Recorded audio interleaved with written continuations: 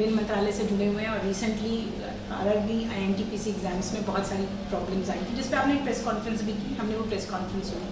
उसके बाद बीबीसी की टीम आपके जो वर्जन था उसको लेकर ग्राउंड पर गई और छात्रों से हमने बात की। छात्रों ने आउटराइटली रिजेक्ट कर दिया कि उन्हें कोई भी किसी भी तरह की कमेटी से बात नहीं करनी, उन्हें सीधे से 20 गुना ज़्यादा चाहिए। एक तो ये अभी भी डिमांड है, और दूसरी वो कह रहे हैं कि 4th ग्रेड की जॉब है, मतलब लेवल सी में आप लेवल 1 ग्रुप सी के एग्जाम्स की जो बात करें, जिसको ग्रुप डी भी एक तरह से कहा जाता है, उसमें बोले हमारे जॉब IAS PCS UPSC की तरह नहीं है, बहुत नॉर्मल सा जॉब है, उसके लिए 2 लेवल्स क्यों?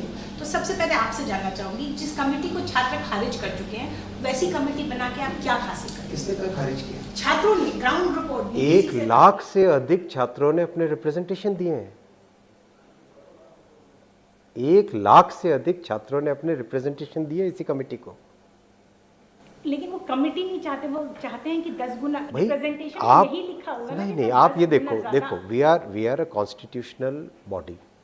हमारा एक फ्रेमवर्क है देश का, डेमोक्रेसी का, कॉन्स्टिट्यूशन का। उस फ्रेमवर्क में कोई इस तरह से डिसीजन नहीं लिए जाते कि कोई रैंडमली डिसीजन ले ले। हर डिसीजन के पीछे बहुत सारे लोगों का भविष्य जुड़ा हुआ है, तो हमें सोच समझ के संवेदनशीलता के साथ डिसीजन लेने पड़ेंगे। तो कमेटी सीनियर ऑफिसर्स की है जिनको बहुत वर्षों का एक्सपीरियंस है। उन्होंने ऑलरेडी जो आए रिप्रेजेंटेशन उसको ऑलरेडी उसकी जांच करना भी चालू कर दिया है। वेट नहीं किया है कि 3 हफ्ते 3 छात्रों ने अप्लाई किया था। हाँ, 1 लाख का रिप्रेजेंटेशन है। तो देखो 7 लाख अगर बच्चे क्वालिफाई हो रहे हैं, उसमें 1 लाख बच्चों ने अगर रिप्रेजेंटेशन दिया तो it's a very large number. 3.8 नहीं, देखो ना, देखो जो लोग क्वालिफाई हुए वो लोग रिप्रेजेंट क्यों करेंगे? उनमें से तो बहुत कम लोग करेंगे। जो क्वालिफाई नहीं हुए हैं, कितने क्वालिफाई होते हैं? 35,000 की वैकेंसी के अगेंस्ट कितने क्वालिफाई होते हैं? 7 लाख, 20 गुने के हिसाब से तो करीब करीब 3.8 यूनिक नंबर है। बाकी जो 3.2 है, तो यानी 1/3 जो हो सकते थे क्वालिफाई, उसका 1/3 लोगों ने रिप्रेजेंटेशन दिया है। आप कैसे कह सकते हो खारिज किया है भाई? क्योंकि हमने जिन ग्राउंड्स पे बात की, आपकी बात अगर मैं स्वीकार भी करूं, आप मिलो। जिस तरह से आउटरीच हो रहा है, आरआरबी के पास में स्टूडेंट्स बड़ी संख्या में आ रहे हैं और अपने पॉइंट कह रहे हैं, क्योंकि हम खुले मन से, अच्छी नीयत से, क्लियर हार्ट से सुन रहे हैं उनकी बात, और सुन के उसको सॉल्व करेंगे ना।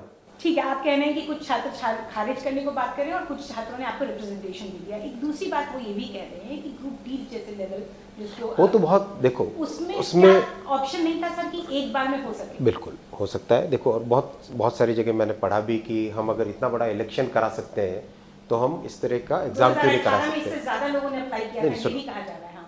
पॉइंट क्या है? पॉइंट ये है कि एग्ज़ाम का प्रोसेस और इलेक्शन का प्रोसेस अलग होता है। फेयरनेस बहुत ज़रूरी है, ट्रांसपेरेंसी बहुत ज़रूरी है। इतनी ट्रांसपेरेंसी है कि एग्ज़ाम की आंसर शीट भी लोगों को दिखाई जाती है, ताकि वो अपने ऑब्जेक्शंस भी उस पर रेज कर सके। इसीलिए सोचा गया था कि एक जो ग्रुप डी का लेवल 1 का एग्ज़ाम है उसको 2 स्टेज में किया जाए, लेकिन लोगों की रिप्रेजेंटेशन है, उस पर विचार करके बहुत जल्दी फैसला ले लिया जाएगा। भी ऐसा एक बार में भी हुआ है और इससे ज़्यादा लोगों ने अप्लाई किया था, ये भी एक तरह से समय बहुत लगता है, उसमें समय बहुत लगता है और बहुत सारे चैलेंजेस हैं। तो अगर कमेटी इस निष्कर्ष पर पहुंचती है कि एक लेवल में एक ही बार में एग्जाम हो ग्रुप डी वाला, तो क्या वो डिसाइड कर सकती है? कमेटी अपना डिसीजन डेफिनेटली ले सकती है। एक लेवल में कराने के लिए एक बार में बिल्कुल ले सकती है। एक उससे जुड़ा हुआ दूसरा सवाल ये आ रहा है कि जब आप कहते हैं, एक आपका प्रेस कॉन्फ्रेंस सुन के एक छात्र ने हमसे कहा कि जब मंत्री जी बोल रहे हैं कि एक पोस्ट है, मतलब एक वैकेंसी ऐसी निकलती है एक बार और उस पर 1 करोड़ या 1 करोड़ से ज़्यादा लोग अप्लाई करते हैं, तो क्या ये सरकार की विफलता नहीं है कि हम इतने ज़्यादा बेरोजगार हैं? इस पर आपसे जवाब चाहिए। देखिए, रेलवे की नौकरी इतनी एक सेफ और इतनी अच्छी नौकरी मानी जाती है कि डेफिनेटली इसमें ज़्यादा संख्या आएगी ही आएगी। बहुत सारे ऐसे छात्र भी हैं जिनको प्राइवेट सेक्टर में नौकरियां अवेलेबल है, लेकिन वो रेलवे की लेना चाहते हैं, क्योंकि रेलवे एक स्टेबल ऑर्गेनाइजेशन है। तो ये विफलता नहीं है, क्रेज है। ये डेफिनेटली रेलवे के लिए, रेलवे तो इतनी अट्रैक्टिव नौकरी मानी जाती है। इसको आप बेरोजगारी से नहीं जोड़ते, आप डेफिनेटली ये देखोगे कि रेलवे की चाहे छोटी से छोटी कोई भी अगर पोस्टिंग निकलेगी तो उसमें हमेशा ज़्यादा संख्या आएगी ही आएगी। आज की बात है क्या है? क्या आज की बात? आप इतने सालों से रेलवे कवर कर रहे हो। आप ममता जी जब रेलवे मिनिस्टर थी तब भी आपने कवर किया, तब कितना संख्या आती थी? मैं आपकी बात ये संख्या आती थी कि नहीं आती थी? आती होगी, मैं सिर्फ आती थी या नहीं आती थी? मैं इतना जानना चाहती हूँ कि आप इसे बेरोजगारी से जोड़ते हैं या आपने क्रेज से जोड़ते हैं? रेलवे डेफिनेटली एक ऐसा सेक्टर है जिसमें बहुत सारे नौजवान योगदान देना चाहते हैं, तो जितनी भी आप जब भी वैकेंसीज आएंगी ज़्यादा संख्या आएगी ही। अब आखिरी के 2 सवाल मेरे बचते हैं सर। एक तो फिलहाल कितनी वैकेंसी है आपकी रेलवेज में, और जब 3-3 साल में इस तरह की वैकेंसी निकली, क्या एक्यूमुलेशन नहीं होगा? 16 के बाद 19 में निकली, 19 वाली अभी तक नहीं हुई, तो फिर अगली कब होगी?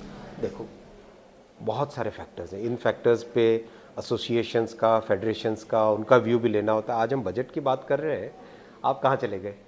ठीक है, मैं